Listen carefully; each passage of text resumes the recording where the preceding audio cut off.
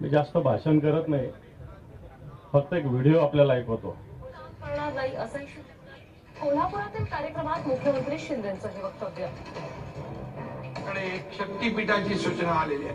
तुम्हाला शक्तीपीठ नको, शक्तीपीठ नाही होणार. तुम्हाला शक्तीपीठ पाहिजे, शक्तीपीठ होणार.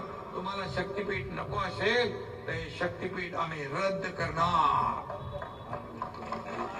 तुमच्यावर थोपून तुमच्या मनाविरुद्ध, तुमच्या इच्छेविरुद्ध कुठलंही काम सरकार करणार नाही. तुम्ही सांगितलं शक्तीपीठ नको, शक्तीपीठ रद्द.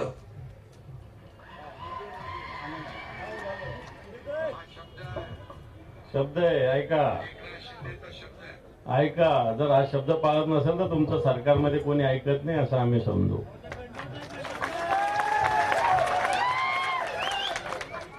कारण एकीकडं निवडणुकीच्या आधी वेगळं बोलायचं आणि निवडणुकीनंतर वेगळं बोलायचं. मी सहज या सगळ्या शक्तीपीठाचा एक दिवस कुठून कसा कसा जातो मार्ग बघत होतो. नांदेडहून तुळजापूर, कैलास पाटील साहेब, नांदेडहून तुळजापूरला येतो ना शक्तीपीठ.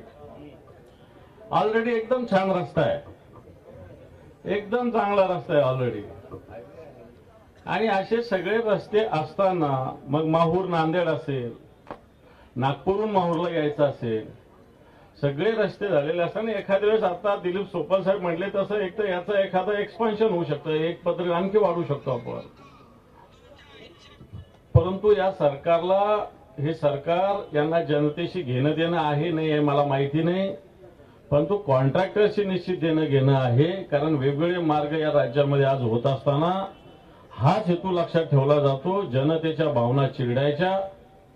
आणि म्हणून 12 जिल्ह्यातून हा शक्तीपीठ ठिकठिकाणी याला विरोध होत असताना, जनतेचा विरोध असताना मला असं वाटतं विकास कोणत्याही कामाचा नाही.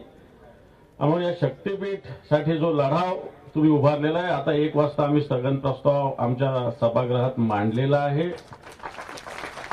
तो मांडायची परवानगी मी ऑलरेडी आम्ही आमच्या बैठकीमध्ये आता घेतलेली आहे. आणि निश्चित या लढ्याच्या मागे आम्ही खंबीरपणे सगळे ताकदीने उभा राहू एवढंच अभिवचन देतो. धन्यवाद. एबीपी माझा, उघडा डोळे बघा नीट.